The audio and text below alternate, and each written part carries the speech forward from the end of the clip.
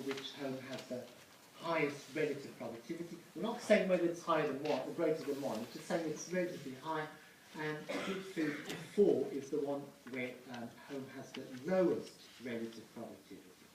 And yet again, the logic of this is what would happen if wages after trade, relative wages at home, so this WT over W asterisk T, were higher than this A1.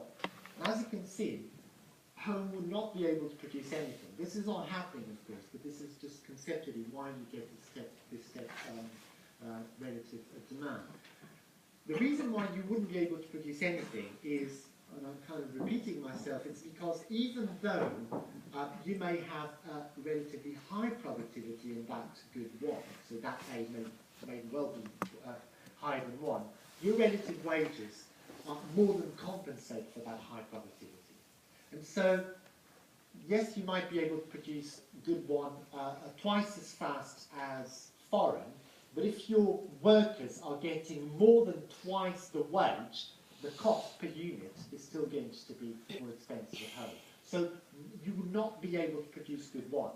And if you're not able to produce good 1, surely enough, you would not be able to produce any of the other goods. Because good 1, by construction, is the good where you have the highest relative productivity. Is that all right?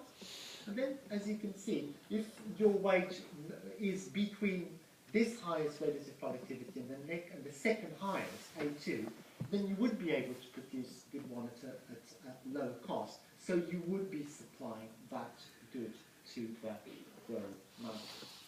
And as wages drop, you would become competitive at producing ever more goods. Yeah? And these two RSs are just two possibilities. And so, as you can see, what you will end up by producing depends crucially on your relative wage. All else being the same, the lower your relative wage, the lower your cost, your relative cost of producing goods, and so the more you will be able to produce and export. Yeah? And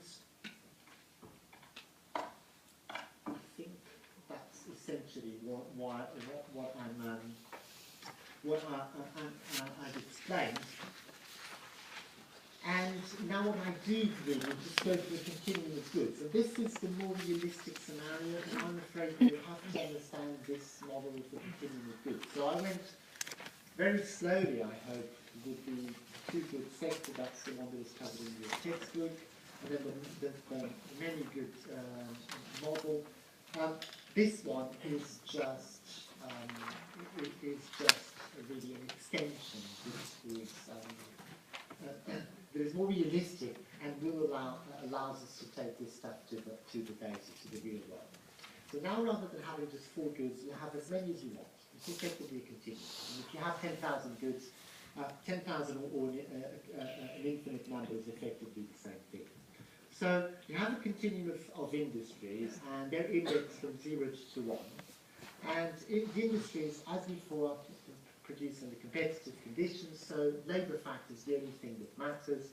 And you can, as before, look at the labour requirements at home and foreign to produce any of those goods Z.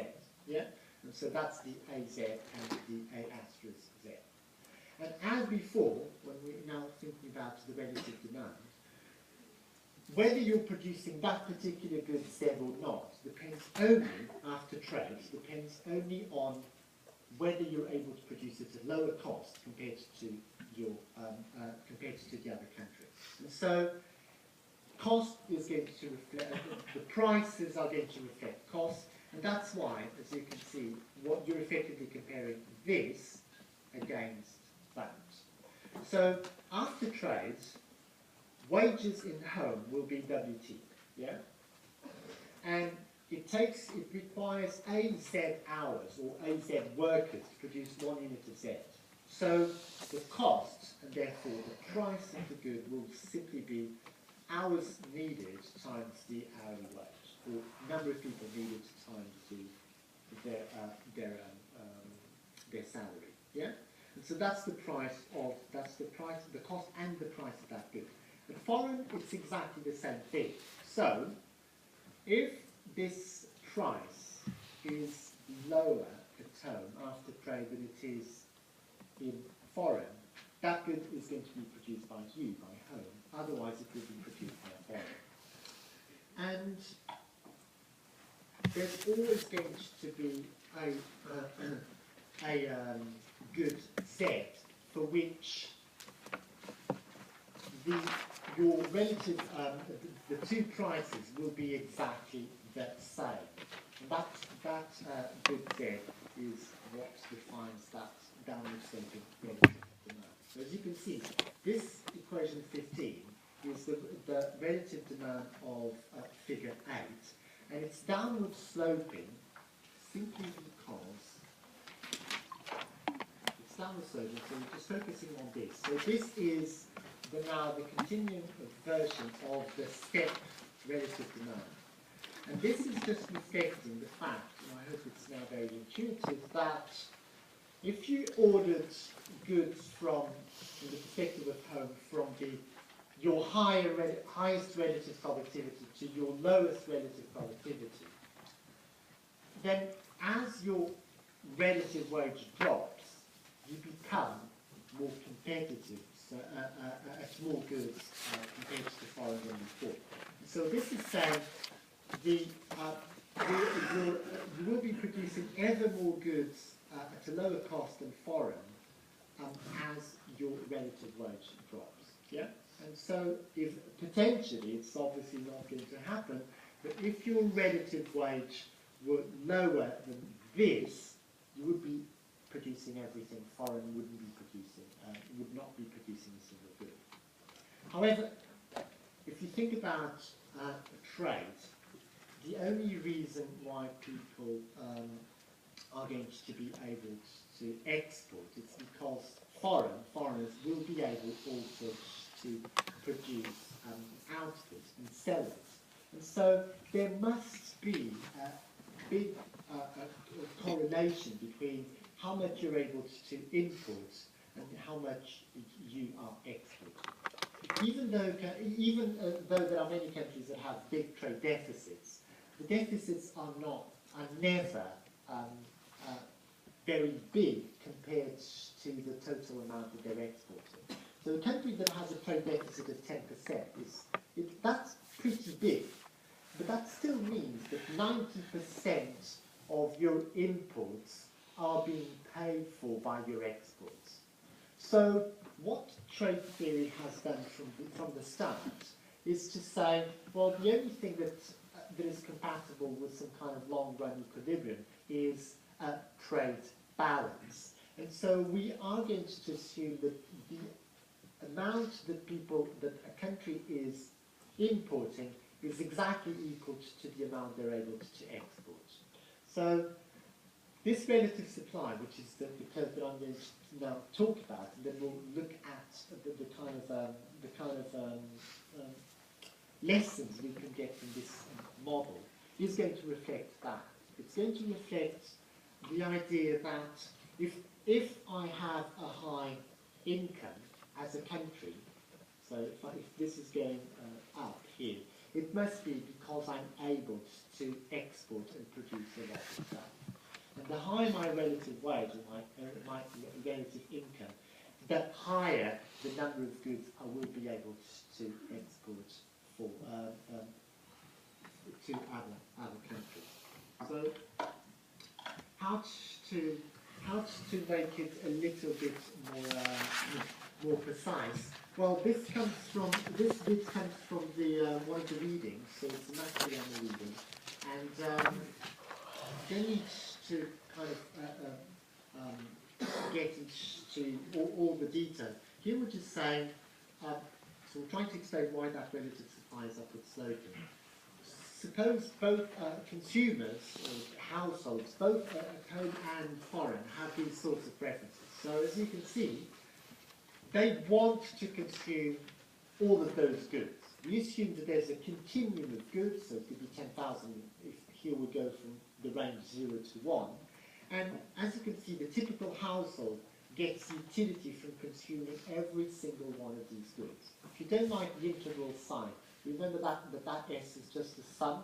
So think of this as being, you get utility from the sum of the consumption of the quantity C, Z of each of those goods, Z. Yeah? And the same thing for foreign. So in this symmetric case, this is like a Cobb-Douglas really, people, both at home and foreign, will want to spend the same fraction of their income in each of the goods. Yeah? And if you have a continuum of goods, it means that you're going to be spending 30% of your income in 30% of the goods from 0 to 1. Yeah? And you'll spend 80% of your income from in 80% of the goods from 0 to 1. And now the condition that I was talking about, where you have to link how much a country is importing to how much it is exporting, is given by the next equation.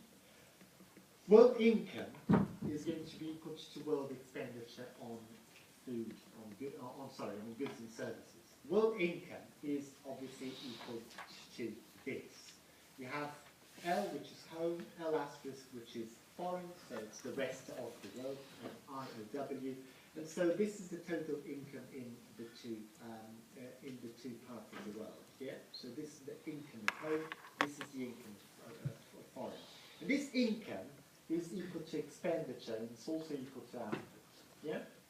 So this also represents how much people are spending.